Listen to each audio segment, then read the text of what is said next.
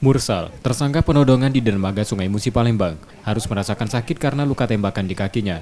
Setelah polisi dari Polda Sumatera Selatan melumpuhkannya dengan tembakan karena berusaha melarikan diri saat proses penangkapan. Warga Kecamatan Seberang Ulu 1 Palembang tersebut diburu polisi setelah 8 bulan bersembunyi karena kejahatannya. Tersangka mengaku menodong bersama 3 rekannya yang kini belum tertangkap. Tersangka setiap kali melakukan kejahatannya mendapat upah 100.000 dan daerah operasinya memang dilakukan di kawasan dermaga Sungai Musi yang korbannya rata-rata merupakan warga yang beraktivitas di dermaga. Curan motor, cuma aku melu HP be. Oh, curan motor sama HP ya. Iya.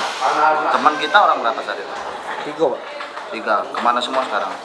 Yang 2 kena tangkap, Siko belum dapat. Di mana lokasinya itu, Pak? Kurang tahu Pak. Lokasi kamu ngambil HP motor Di BKB. Di BKB Pak ya? Malam, siang Pak? Siang. Siang. Itu pada saat pakai saja atau seperti apa? Tidak Pak. Enggak ya? Tidak pakai apa-apa. Tersangka kini hanya menyesali perbuatannya itu dan harus ditahan di tahanan Polda Sumatera Selatan untuk proses hukumnya. Rizky Oktora, Muklas Diferensial, Kompas TV, Palembang.